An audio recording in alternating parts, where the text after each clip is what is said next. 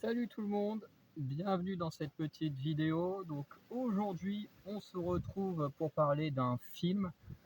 Voilà, d'ailleurs, on va parler de plusieurs films maintenant. Moi, je vais enregistrer plusieurs vidéos que je vous partagerai petit à petit. Donc, j'espère que voilà, le petit setup que j'ai fait pour protéger le micro fonctionnera.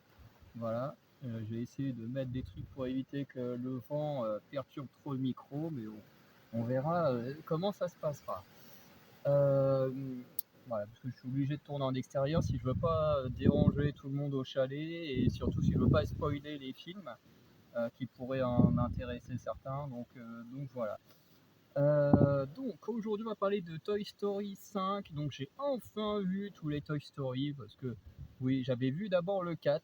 Oui, ça n'a aucun sens, hein, mais j'avais d'abord vu le 4 parce que globalement Toy Story m'intéressait pas des masses à l'époque. Et du coup, j'avais un ami qui m'avait proposé d'aller au cinéma avec lui, voir le film et tout. Puis bah, je m'étais dit, ouais, allez, ça m'intéresse pas des masses, bah, allons-y. J'avais trouvé le film plutôt sympa. Voilà. Ensuite, plus tard, je me suis dit, je vais quand même regarder les autres Toy Story. Donc j'avais regardé le premier, qui est très bien. Voilà, c'est pas mon préféré, le premier, hein, je le trouve pas. En fait, je trouve qu'il est un peu surcoté comme film, hein. Je trouve qu'il est ultra adoré et tout. Et ce qui est normal parce qu'en vrai, il est très très bon comme film. Mais je trouve que c'est pas non plus une dinguerie. Voilà. Alors après, c'est peut-être parce que j'ai regardé le film en ayant, je sais pas, à l'époque, je devais peut-être avoir 27-28 ans quand j'ai regardé le premier Toy Story. Donc après, ça m'a pas touché comme à l'époque où j'étais gamin, enfin, ou quand si j'avais vu quand j'étais gamin, comme beaucoup, puis qui en grandissant continue de le garder comme un film extraordinaire, quoi. Ce qui est normal, hein. Comme moi, j'ai grandi avec le Roi Lion, et aujourd'hui, pour moi, le Roi Lion, c'est encore extraordinaire parce qu'il y a aussi la nostalgie de l'enfance, alors que le film a aussi des défauts, quoi. Bref. Et du coup, récemment, avec la sortie de Toy Story 5, du coup, j'ai enfin vu le 2 et le 3. Bon, je vous avoue que le 2, je l'aime pas du tout, hein. Le 2, je trouve qu'il est pas bon. Franchement, je me suis ennuyé. Il se passe pas grand chose de fou, quoi. Franchement, le 2, j'ai pas aimé. Le 3, j'ai adoré. Pour moi, le 3, c'est vraiment le meilleur Toy Story. Voilà, en plus, avec la fin qui est extraordinaire, qui m'a donné des frissons. C'est extrêmement rare dans ma vie qu'un film m'a donné des frissons. Je dirais pas qu'il a réussi à me faire pleurer parce qu'il y a des films ou des séries qui ont réussi, mais de me donner des frissons, c'est rare. Et là, j'avoue que la fin de Toy Story 3 m'a donné des frissons.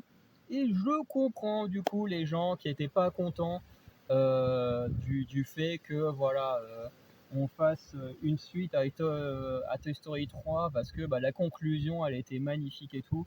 Et c'est vrai que je comprends, même si j'ai bien aimé Toy Story 4, même si aujourd'hui j'en ai plus beaucoup de souvenirs parce qu'il commence quand même à dater, hein.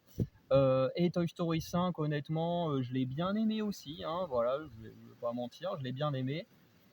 Mais c'est vrai que c'est dommage de pas être resté sur la conclusion de Toy Story 3 qui était juste parfaite en fait. Voilà, avec la transmission de Andy qui transmet ses jouets à Bonnie parce que bah voilà, il a grandi. Aujourd'hui, il a plus besoin des jouets, il va plus jouer avec parce il entre à la fac et puis ensuite il va devenir un vrai adulte, quoi. Donc j'aimais bien la conclusion. Ce qui m'a pas empêché d'aimer Toy Story 4 et 5. Mais voilà, même si Toy Story 4, j'en ai pas trop de souvenirs. Il faudrait revoir aujourd'hui ce que ça vaut dans la continuité. Ça pourrait être intéressant. Bref. Donc là, Toy Story 5, qu'est-ce que ça raconte? Globalement, Toy Story 5, c'est un film qui aurait pu être fait à l'époque de Toy Story 4, hein, très clairement. C'est un film où en gros la technologie commence à remplacer les jouets. Et en fait, pour tout le long du film, globalement, c'est ça. C'est en fait tous les jeunes aujourd'hui, ils ont tous accès à la technologie, aux iPads. Bon, là, il n'y a pas de console de jeux vidéo, mais globalement, il y a une sorte d'iPad hein, qui remplace et qui fait l'équivalent, parce qu'en vrai, aujourd'hui, aucun gamin n'a vraiment de tablette ou quoi que ce soit, hein. Les gamins, tu les entends, ils sont tous à jouer à la Switch, à la Xbox, à la PlayStation. Je connais pas beaucoup de gamins qui traînent sur les tablettes, hein, même au niveau des âges des gamins du film, hein, même si c'est scandaleux que des gamins puissent autant jouer à la console à leur âge. Mais bon, après ça, c'est des problèmes d'éducation. Moi, ça me regarde pas, quoi. Mais bon, quand j'entends un gamin qui a moins de 10 ans me dire, voilà, moi je joue à GTA ou à des trucs comme ça, voilà, je vais pas aller plus loin. Bref. En tout cas, c'est un peu la thématique de ce film-là. C'est vraiment les jouets qui se sentent supplantés par la technologie et qui du coup veulent garder leur place auprès des enfants. En fait, ils acceptent pas le changement, ils acceptent pas le fait d'être des jouets, parce qu'en tant que, enfin, en tant que jouets, ils sont censés être là pour faire plaisir aux enfants, que les gens s'amusent avec eux, mais ils acceptent pas l'évolution puisque effectivement aujourd'hui la technologie a pris le pas sur les jouets, sur les objets et aujourd'hui ça a pris plus d'importance. Et, j'aime bien la thématique, même si c'est vrai que quand je regarde autour de moi, c'est vrai que les enfants en même temps c'est encore des bébés, puisque du coup ma nièce a moins de 2 ans. Elle a 1 an et demi, donc petit à petit, enfin, elle a presque 1 an et demi, donc elle va se rapprocher petit à petit des 2 ans. Donc bon, c'est logique qu'elle ait pas d'iPad ou de trucs comme ça. Après, mon neveu, il a à peine 1 an. Donc bon, bah pareil, c'est normal qu'ils aient plein de jouets autour d'eux. Mais c'est vrai que je serais curieux de voir, tu vois, à partir de quel âge leurs parents vont commencer à leur faire changer, d'arrêter les jouets aux consoles, ou à quel moment, tu vois, ils vont demander à être sur les écrans parce que, ben voilà, à l'école, tous les enfants ou la plupart des enfants sont déjà sur les écrans à 6 7 ans, des âges comme ça. Euh, donc voilà, parce que ça, c'est aussi un truc qui est raconté dans le film, personnellement, que j'ai beaucoup apprécié. C'est vraiment cet aspect du regard des autres enfants. Par exemple, Bonnie, elle a fond sur ses jouets, elle adore ses jouets, mais il y a ce problème, c'est que les autres enfants, ils sont quasiment tous passés aux écrans, et du coup, ils ne jouent plus avec leurs jouets, et du coup, ils la jugent parce qu'elle joue encore avec ses jouets. Et ça, je trouve ça très fort parce que c'est une réalité qui existe depuis déjà des années et des années. Par exemple, moi, là, j'ai 31 ans, donc je suis allé à l'école au début des années, fin années 90, début 2000, mais ce que je veux raconter lié à mon passé était au début des années 2000. Mais quand j'étais en primaire, c'était hyper mal vu déjà de jouer avec des jouets à l'école. Je veux dire, en fait, ce qui était cool à l'école, hein, et ce qui est complètement débile, hein, mais ce qui était cool à l'école à l'époque, c'était de jouer au foot. C'est-à-dire que si tu jouais au foot, t'étais un mec cool. Si tu jouais avec des figurines ou avec des choses comme ça, en gros, tu faisais des trucs de geek, hein, tout simplement, t'étais un loser, t'étais hyper mal vu. Moi, je sais que j'étais très mal vu parce que j'en avais rien à foutre. Moi, j'aimais bien jouer avec mes potes, on avait des figurines de Bionicle et puis on jouait avec ça. On s'imaginait être des tortues ninja ou des conneries du genre, et puis voilà, on prenait des bâtons, on s'amusait avec. Bref, on faisait ça même dans la cour d'école. Du coup, on passait pour des gros ratés, alors que juste ceux qui couraient après un ballon, tu vois, qui avaient aucune imagination, qui avaient globalement rien, hein. Alors je dis pas que ces gens-là étaient idiots, hein, parce que parmi ces gens-là, il y a des gens qui faisaient partie de mes meilleurs amis, mais je veux dire, tu vois, ils avaient aucune créativité ou quoi que ce soit à l'époque. C'était juste, voilà, dans la cour, ils tapaient dans un ballon et tout le monde les trouvait cool. Alors que les gens comme moi qui avaient de l'imagination, qui imaginaient des histoires autour de personnages et tout, nous on passait pour des gros losers juste parce que on tapait pas dans un ballon. Bon, après, c'est comme ça, hein, l'époque était comme ça. Aujourd'hui, c'est un peu différent, mais le combat reste le même. C'est juste qu'aujourd'hui, ce qu'ils veulent montrer dans le film, c'est que s'ils continuent à jouer avec des jouets, tu passes pour un gros gamin, alors que toi, tu es déjà là avec tes écrans, tes consoles, tes machins, donc tu te sens un peu plus mature. D'ailleurs, le film en parle du fait que les enfants aujourd'hui, ils mûrissent trop vite en ayant accès aux réseaux sociaux. Enfin, pas aux réseaux sociaux, mais à internet. Enfin, dans le film, il parle de Lilipad, donc la tablette, mais c'est vrai que par extension, ils grandissent trop vite en ayant accès à internet, parce qu'ils ont accès à un monde où ils peuvent tout avoir. S'ils n'ont pas de contrôle parental, s'ils ont un bon contrôle parental, bon, ça va, ils sont plutôt tranquilles, hein. J'ai un très très bon ami qui a une fille qui a, je crois, 5 6 ans. Du coup, il contrôle à fond tout ce qu'elle peut regarder sur internet. Déjà, elle n'a pas le droit de regarder énormément de temps d'écran par journée. et en plus, il contrôle énormément, quoi. Très régulièrement, il lui demande ce qu'elle regarde et tout, et je trouve que c'est normal, quoi. Surtout quand on sait qu'on peut trouver des choses extrêmement graves sur les plateformes les plus qui ont l'air les plus simples, hein, les plus cool, et tout, hein. Moi, je peux vous dire, hein, sur TikTok.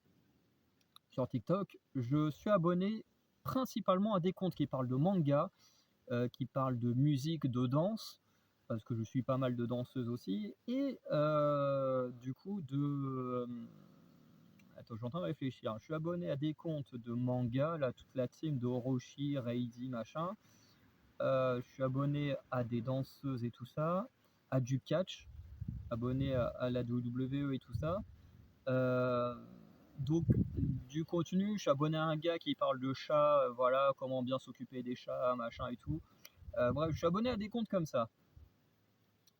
Et pourtant, en scrollant, bah, le fait d'être abonné à des personnes genre comme Melissa Bicraft, hein, qui est une très très grosse danseuse aux États-Unis, bah, ça m'a mené à des comptes de meufs qui font également de la danse, mais pour faire de la pub pour leur OnlyFans. Donc très rapidement, ça m'a mené à ces filles-là. Mais aussi, et là, encore, tu vois, je peux me dire, tu vois, l'algorithme, tu vois, il fait pas la différence entre une meuf qui danse parce que c'est son métier professionnellement et une meuf qui danse parce qu'elle fait la pub pour OnlyFans. Bon, TikTok, il comprend pas. Il voit juste deux meufs qui dansent sans savoir leur background. Mais le truc m'a aussi ramené à des vidéos de la mort de Louis. Oui, vous savez, Louis, le jeune là, qui s'est fait tabasser à mort par d'autres jeunes. J'ai vu la vidéo sur TikTok. Voilà. L'Ukrainienne qui se fait poignarder là, dans le cou, là, dans un bus ou dans un métro, là, je sais plus quoi. Pareil, c'est en scrollant sur, je crois que c'était sur Instagram ou YouTube. Pareil, je suis tombé là-dessus. Et du coup, c'est aussi la thématique des icebergs des trucs de YouTube, là, de Feld Up, hein, c'est de bien dire, ou des traumas la Gen Z, de bien dire que voilà, on a accès, beaucoup plus jeune que les générations d'avant, à du contenu qu'on ne devrait pas accéder, du contenu sexualisé, du contenu violent. En fait, on a vraiment accès à des choses qu'on ne devrait pas avoir. Alors moi ça va parce qu'à mon époque, notre mère à moi et au Raqqa contrôlait énormément, ce qu'on regardait, comme film, ce qu'on regardait comme dessin animé, ce qu'on jouait comme jeu vidéo, parce que, bah, à l'époque, hein, il y avait pas YouTube, hein, voilà, hein, quand on a commencé, enfin, moi j'ai toujours regardé des films, hein, depuis petit, mais après YouTube, moi je commence à regarder, YouTube avait déjà au moins 15 ans, quoi, donc d'existence. Heu et après, je crois que c'est moi qui ai plus ou moins ramené YouTube à la maison. Mon frère, il doit sûrement connaître aussi, mais nos parents, ils ont commencé à regarder YouTube parce qu'on regardait YouTube aussi, quoi. Donc ça va, on n'a pas eu trop ce problème-là. Mais pour les générations d'aujourd'hui, c'est des trucs à gérer euh, bah, très tôt, en fait. Et notamment même sur YouTube Kids, hein, voilà, YouTube Kids, c'est une catastrophe, hein. Faites des recherches sur le Elsa Gate et vous verrez à quel point YouTube Kids, faut quand même vérifier. Tu peux pas prendre ton gosse, lui dire tiens, je te fous sur YouTube Kids parce que ça va être pour les gosses, et croire que il n'y a pas de trucs dégueulasses dessus, quoi. Bref. Euh, et du coup, tout ça pour dire que je trouve qu'en fait, les thématiques du film sont très bonnes. Cet aspect les enfants très rapidement, ils arrivent à avoir des consoles, des voilà, tablettes, ordinateurs, machin, et du coup ils délaissent les jouets. Cette thématique-là, moi j'ai trouvé extrêmement bonne. Je trouve qu'elle a été plutôt bien travaillée, hein, avec les jouets qui angoissent, qui en veulent énormément aux technologies de prendre leur place et tout. Et en même temps, c'est très humain, voilà, de ne pas accepter le changement et tout. Voilà, ça m'étonne pas, les générations, les unes après les autres, refusent toujours de trop évoluer par rapport à ce qui se passe après. Ils sont toujours là en mode c'était mieux avant, machin. Tu vois, par exemple, moi je le vois avec ma grand-mère. Ma grand-mère, parce que là, elle doit venir nous voir demain pour la première fois, parce qu'elle a jamais vu le terrain où vit ma mère. Euh, Bah, ma mère, elle lui dit: «Bah, voilà, sur ton GPS, tu mets telle adresse, machin et tout». Ma grand-mère fait: «Mais j'ai pas de GPS», tu vois? Ma grand-mère, elle est encore, je sais pas comment elle fait pour se repérer d'ailleurs, sûrement avec une carte. Bon, moi je dis rien parce qu'une carte, je sais très bien l'utiliser. J'ai été 2 fois en championnat de France de course d'orientation. Je connais, l'orientation, je connais très bien. Une carte, je sais très bien m'en servir. Mais ce que je veux dire, c'est qu'à mon époque, à part des gens qui font de la course d'orientation ou qui sont vieux, qui utilisent encore une carte? Je veux dire, à mon âge, il y a quasiment personne, quoi. Bref, tout le monde va à la facilité du GPS. Alors peut-être que ma grand-mère, peut-être que je tiens d'elle, hein, quand parce que et c'est pas une connerie, hein, ce que je dis, mais au général, ce que je fais quand je dois aller à un endroit que je connais pas, c'est que je vais sur Google Maps, je regarde, hein, c'est ce que ma grand-mère va faire pour venir ici d'ailleurs, c'est que je regarde sur Google Maps, tiens, je dois aller à tel endroit, je regarde où il faut aller, je regarde entre guillemets un peu des éléments marquants qui mènent à mon point final et ensuite, j'y vais. Voilà, j'y vais, je mets ma musique sur mes oreilles et puis je fonce jusqu'à l'endroit où je suis censé aller et en général, ça marche. À part quand l'endroit est un peu trop caché, heu, mais voilà, la première fois où je suis allé à Picauville, qui est un peu plus loin par là-bas, ben, bon après ici c'est pas compliqué parce que c'est quand même beaucoup des lignes droites, il y a pas beaucoup de bifurcations à faire. Mais j'ai juste regardé une fois sur Google Maps avant de partir et puis après j'y suis allé à l'instinct. Quand j'habitais en ville, à un moment donné, il y a un pote, il m'avait dit: «Ouais, est-ce que tu peux venir me voir au Papillon Noir? Parce que je vais jouer sur scène et tout». J'ai fait: «OK». Bah, ce que j'ai fait de chez moi, c'est que j'ai regardé Google Maps et puis, bah, allez hop, j'y suis allé comme ça. J'ai juste cherché tous les petits éléments que je connaissais déjà dans la ville qui me mèneraient au plus proche et puis après je me dis: «Bon, bah, voilà, une fois que je suis là, il faut que je continue comme ça».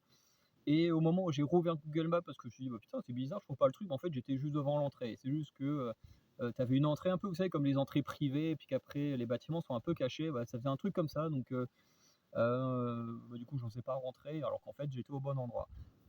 Donc voilà. Et il y a pas longtemps, j'ai refait ça, bah, à Paris. Alors oui, ça peut paraître, bizarre de faire ça à Paris, vu la taille de la ville, mais pareil à Paris, juste avant, le 1 ou 2 jours avant, j'ai fait mes itinéraires pour aller aux endroits où je voulais aller. Donc, fallait que j'aille à Taillou chercher des albums. Ensuite, fallait que j'aille, à l'auberge de jeunesse m'enregistrer avant d'aller à la salle de concert. Et la salle de concert, je savais où elle était. L'endroit où j'allais manger, le Burger King, il est juste en face, de l'autre côté de la Seine. Donc pareil, je savais où c'était parce que j'avais déjà été voir Olivia Rodrigo là-bas. Donc voilà. Mais pareil, j'ai juste regardé vite fait mon Google Maps 1 ou 2 jours avant. J'ai noté les infos pour le métro quand même, parce que bon là, le métro, faut pas non plus faire de conneries.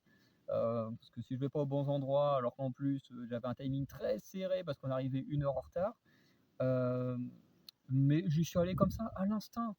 Bon, j'étais allé trop loin pour Taillou, parce qu'en vrai, la boutique de Taillou est vraiment très, très cachée, hein. Vraiment, c'est dans un bâtiment, t'as même pas de pancarte Taillou et tout. Vraiment, ça se devine pas que c'est là, quoi. Donc j'étais parti un peu trop loin, mais j'étais dans la bonne rue.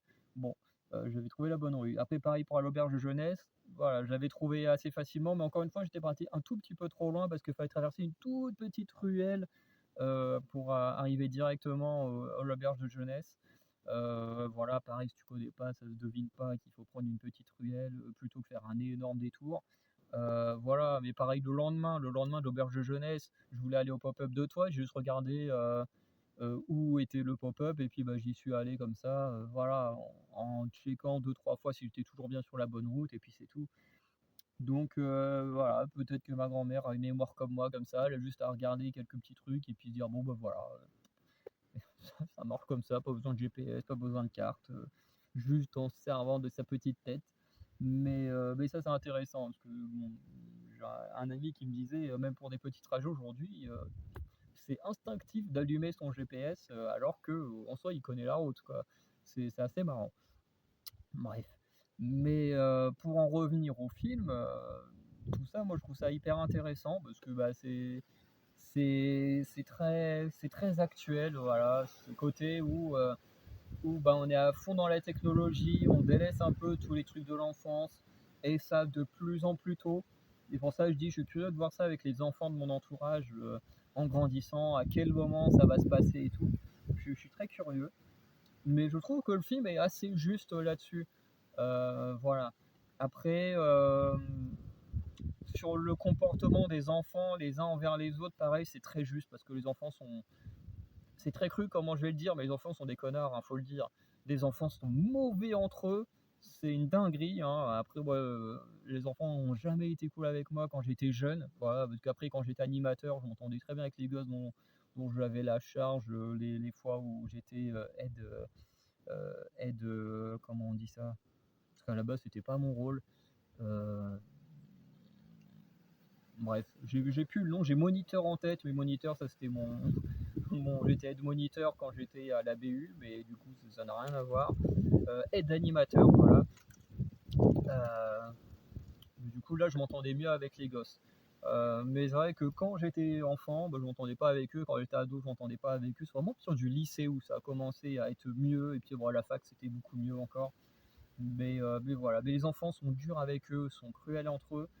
Donc c'est pas étonnant non plus, tu vois, que dans le film, les enfants soient hyper cruels entre eux. Bon, bien sûr, Bonnie va rencontrer une fille qui est encore comme elle, qui, malgré la technologie, a toujours ce truc de jouer avec les jouets de temps en temps et tout ça. Donc, non, franchement, moi, j'ai bien aimé le film. Après, c'est vrai que face à Toy Story 3, c'est dommage d'avoir continué aussi loin, mais je trouve que par rapport aux thématiques, la façon que c'est fait, je trouve que le film est plutôt pas mal. Voilà. Le seul truc qui me dérange un petit peu, euh, c'est euh, c'est le fait que ce soit Disney, Disney Pixar, qui fasse ce genre de film. Enfin, ce genre de critique, dans le sens où, certes, on a comment dire, on a pas mal de peluches, de jouets Disney pour les enfants. On a les parcs Disney pour les enfants, donc qui poussent les enfants à sortir.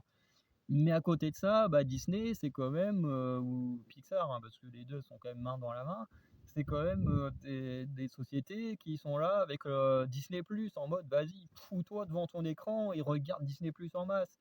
Tiens, tous les jouets là que tu peux avoir, bah tiens, regardez sur ton écran, en plus tu peux les regarder autant de fois que tu veux tous les jours. Voilà.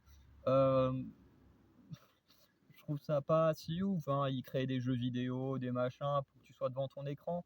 Donc je trouve que le film est bien fait, que les thématiques sont très bonnes, mais je trouve que le fait que ça vienne d'une société voilà, qui certes a créé des choses pour te faire sortir, mais qu'en même temps te créer d'autres choses pour te forcer à rester devant ton écran, je sais pas si c'est le meilleur pour faire la leçon sur ce point-là. Bon, après, vers la fin du film, bien sûr, il y a une réunification entre la technologie et les jouets qui arrivent à se dire, bon, voilà, on peut bien s'entendre et tout. Euh, mais, euh, mais voilà, je trouve que la fin est pas réaliste. Voilà. En fait, c'est ça qui est dommage dans le film, c'est que quasiment tout est assez réaliste avec l'époque actuelle, sauf la fin. Genre la fin, quand Bonnie et l'autre gamine deviennent amies, puis qu'elles se mettent à jouer avec des jouets, puis qu'après t'as les gamins qui sont en mode «Ah mais qu'est-ce que vous faites?» et tout, puis tu vois les gamins du quartier commencer à venir vers elle en mode «Oh on peut jouer avec vous et tout». Je trouve que ça c'est pas hyper réaliste, parce qu'en vrai les gamins une fois qu'ils ont leur truc de technologie, ils ont plus rien à foutre des jouets des autres. Alors oui, à la limite un petit ballon pour jouer au foot avec les copains à l'école, ou voilà, les jouets, au bout d'un moment, ils n'ont plus grand chose à foutre. La fin, je trouve qu'elle est pas si. Mais quand je dis vraiment, c'est vraiment la fin. Les dernières secondes, je trouve que c'est pas si ouf que ça. Le moment où Bonnie et l'autre deviennent amis, je trouve que c'est plutôt bien, c'est plutôt fort. Mais alors, les enfants qui d'un coup ils disent oh tiens, c'est ouais, c'est vrai, on va laisser la technologie et puis on va aller jouer avec des poupées et des machins. Honnêtement, je pense pas que les gamins se diraient tiens, il y a une gamine là qui joue avec ses jouets, je vais aller jouer avec lui, avec elle, alors qu'il a sa console pour jouer. Je trouve que ça marche pas. Mais je comprends l'idée de faire un happy end, machin, mais pour moi, le happy end aurait juste dû rester entre Bonnie et l'autre gamine, et ça aurait été beaucoup mieux. Voilà. Mais en tout cas, pour moi, ça reste un très bon film. Franchement, j'ai passé un super moment devant. Euh, voilà. Je sais plus ce que j'ai vu comme film animé pour l'instant, mais c'est peut-être le meilleur que j'ai vu à l'heure actuelle de l'année, hein, bien entendu. Voilà. Donc, n'hésitez pas à me dire ce que vous avez pensé de Toy Story 5. Et puis, bah, sinon, on se dit à très bientôt pour de nouvelles vidéos.